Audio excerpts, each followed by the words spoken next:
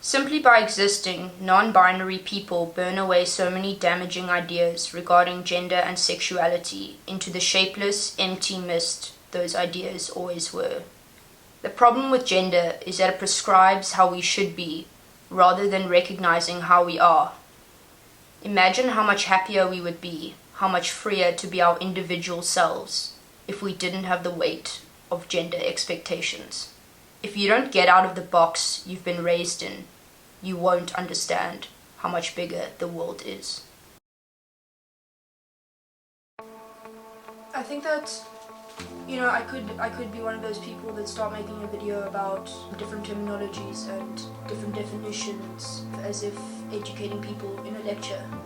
But I feel like there's enough of that out there because everywhere I look, whenever I look up what non-binary means or anything to do with sort of gender expression, most of it is just about definitions.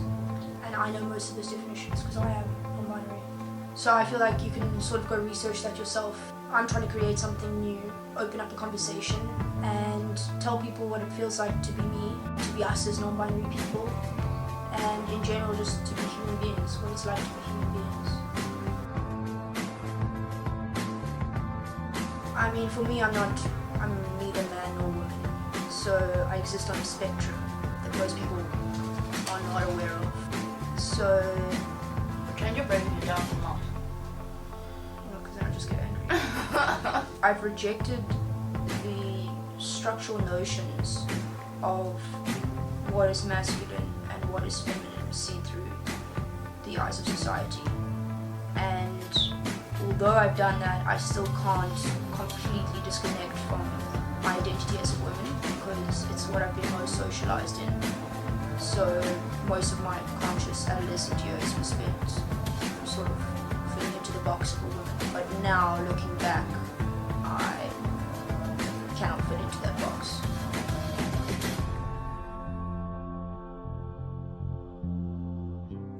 Being non-binary is rejecting this dichotomy that has been ingrained in our heads since we were born, and sort of completely disconnecting from what it ever felt like or what it ever was supposed to feel like to be man or woman. So you just sort of exist in a liminal space where you've rejected both of those terms for yourself, and it's almost as if you're living above it, like you're floating above this structured idea. Yeah, and I think that's what it's like to be non-binary. So struggling with my gender since I was about 4 years old. My mom didn't really question it as such. She just sort of saw my way of living as making me happy and left me to be that way. My dad also died when I was 5, so I think there was a lot of sensitivity towards me. I was particularly close with him, and my mom didn't want to do anything that upset me more than I was already upset. So I was living with this anger. The minute she sort of, if she was to try and put me in a dress or something, for example, make me go and do ballet, I would have overreacted to reject it, and she couldn't deal with that conflict at the time. So she sort of thought, if you're happy, I'll just leave you to be happy. And I appreciate the way that she handled the situation. Now looking back, it's kind of difficult because there's a part of me that wishes I'd been able to get a hold of information and find out why I was this way. But I don't blame my mom in any way for not going forward with looking into gender, because how was she supposed to know? But the best thing she could have done in this situation was just let me be. I must have struggled with my gender identity since I was about 4 years old, already not conforming to what a typical girl was supposed to be like. Sort of getting involved in a lot of what would be seen as boys' sports, would wear boys' clothes, or that's what I was told by general society, people around me. I was really angry. I felt like a victim, like there was something wrong with me, constantly fighting this system, constantly fighting people, telling me how to be, what to be, and that's exactly what I didn't want. So I couldn't really pinpoint why I felt this way. So I grew up, was pretty much non-conforming, didn't understand what it meant, and was really angry and unsettled by that. When I got to high school, I sort of started to assimilate and change in a way. And I went to an all-girls school in a small town, and I sort of just went with the pressures of society as the rest of the girls did. I had to get used to my androgynous body changing, new conversations that I'd never really been interested in before. You know, girls talking about boys and clothes and makeup. You know, there were a lot of events where people wanted to dress up, and I always felt uncomfortable. But I'm not disregarding my school experience, because I did make a lot of good friends and we had a lot of fun, so it wasn't necessarily all bad. A part of me was still fighting, still suffering. The school system and the traditions and the way in which they taught us and put this emphasis on being women in a traditional sense really didn't sit well with me. I think the school is built for this certain type of person. So I felt suffocated and sort of alien in the school system. And I think a lot of other people do feel like that too. Yeah, a lot of other people. Because, you know, the school is built on the idea of a white, cisgendered, heterosexual, Christian woman, young woman who, you know, does well in sport, is academic. That's pretty much where it ends. And most of the school is not like that. We're all sitting there not talking about it, but all feeling uncomfortable. So although the school was built like this and I was feeling uncomfortable, I still can't deny that I did a pretty good job at convincing both myself and everyone around me that I was doing okay. It wasn't like I didn't fit in or didn't have friends, and I wasn't this super unhappy person. I just sort of lived with this part of me that was uncomfortable. It didn't really need to be brought up in that environment, or it didn't come up in that environment, so I just left it. But looking back, it all kind of seems like a survival technique. Like, Alex, you're put in this school, you've got 4 years to get through. What are you going to do about it? Live miserably or try and fit in and do the best you can with what you've got.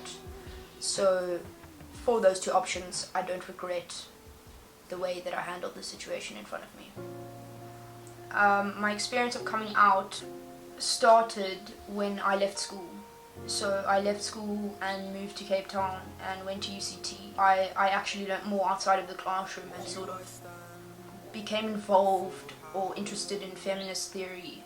So sort of being introduced to feminist theory was the beginning point of me coming to terms with myself, and over time learning about gender and sexuality and everything by myself, I sort of eventually started to question my own place within these ideologies and these structures and just society in general, and I sort of slowly started to reject the notions of gender. It started with me sort of deciding as I left school, oh hang on, actually why am I dressing like this? I don't really want to. Dressing more in the way in which I felt comfortable.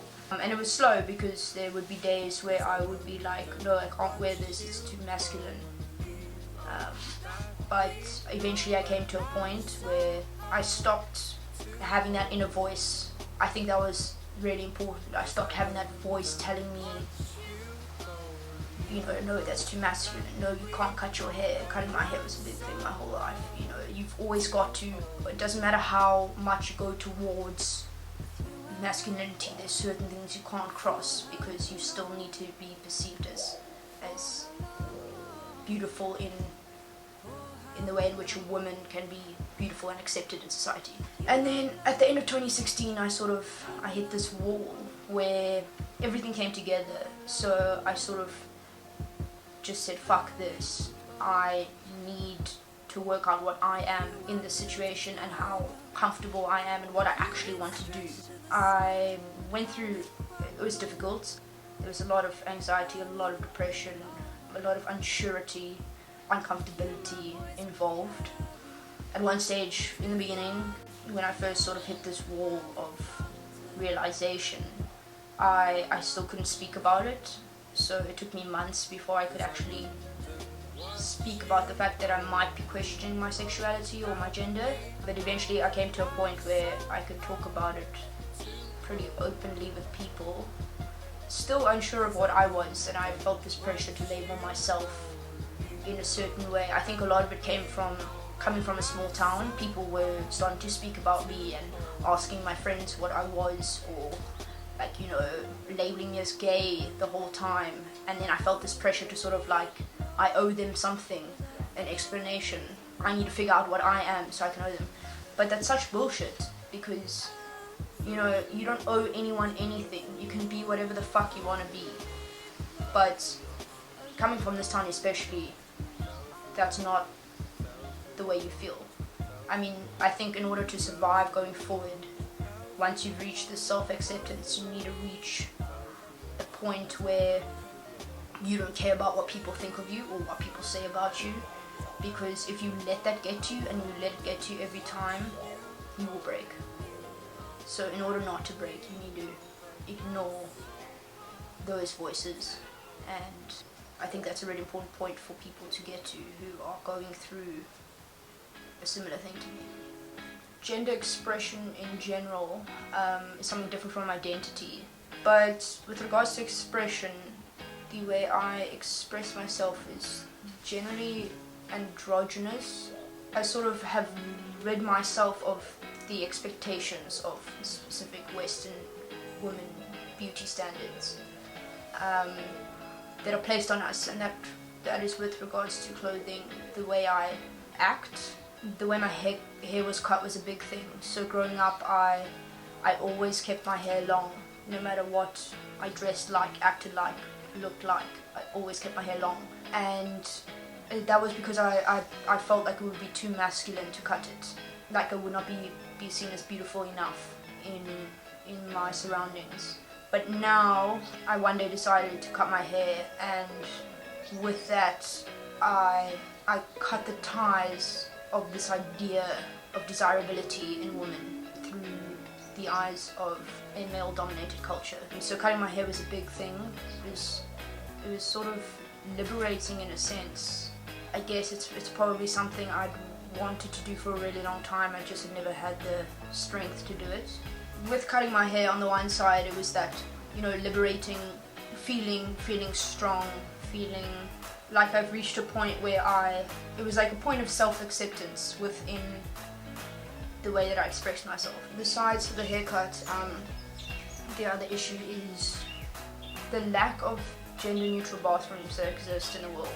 I spoke to my friend Siv when I was interviewing them, and they said something that was so powerful, something along the lines of, if you've never had to walk into bathroom and felt like you didn't belong there, then you don't get to speak, or then you don't get to fucking speak on the topic of gender neutral bathrooms. And I think that's really important, because cisgender people who walk into their respective correct bathrooms never have to question or look at what they look like to see if it fits in with what people are looking to see in the bathroom. I think I would describe my gender expression as androgynous. I generally like to be as neutral as possible, or look as neutral as possible. I think there is a problem in the society in that androgynous people still have to fit this mold of Western beauty standards and ideals. And that mold includes being relatively skinny and white. And I think that's something we also need to speak about in society, and we need to bring up that even though you don't want to undermine what other people are doing for sort of gender representation, we also need to recognize that there are a lot of people out there who aren't getting recognized and sort of still don't feel like they fit in, or that they don't even fit into the androgyny category. So where does that leave them? Okay, so I think to finish off this interview, you know, I've gone through a lot of struggles, and I feel like I've sort of come out on the other side, although my life will be a continuity of struggle against sort of the society that I live in.